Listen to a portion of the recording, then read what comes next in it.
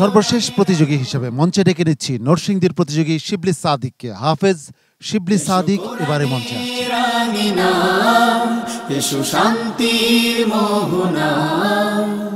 জীবনকে রাঙাতে আসসালামু আলাইকুম ওয়া রাহমাতুল্লাহি ওয়া বারাকাতুহু। ওয়া আলাইকুম আসসালাম ওয়া রাহমাতুল্লাহি ওয়া বারাকাতুহু।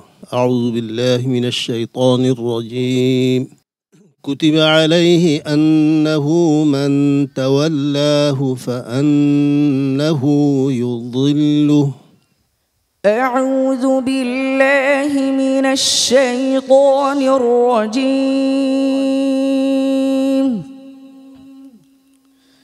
بسم الله الرحمن الرحيم.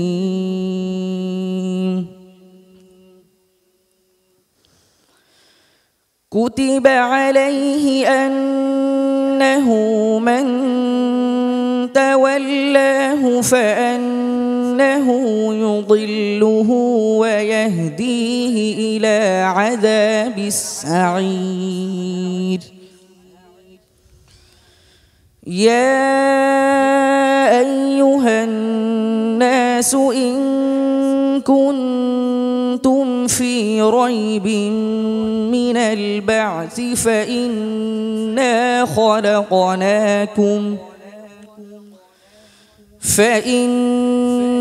خلقناكم من تراب ثم من نطفة ثم من علقة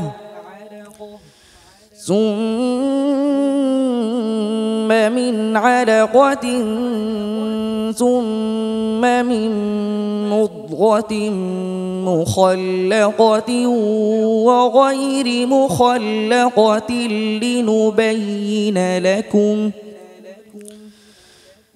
ونقر في الأرحام ما نشاء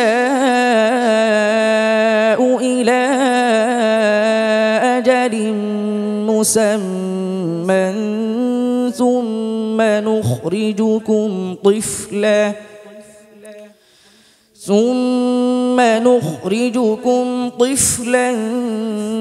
ثم لتبلغوا أشدكم ومنكم من يتوفى ومنكم من يرد إلى أرذل العمر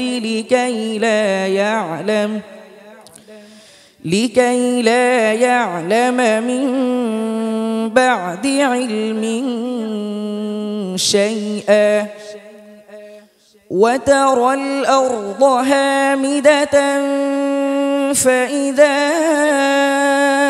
أنزلنا عليها الماء اهتزت وأنبتت من كل زوج بهيج. আবার বলো। فإذا أنزلنا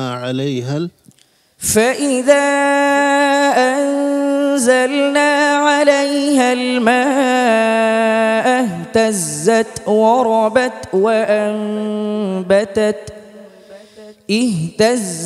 وربت وأنبتت من كل زوج بهيج.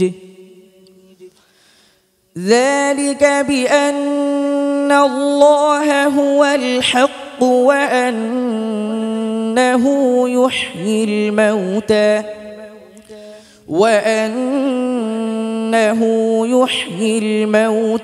وأنه على كل شيء قدير. حسبك.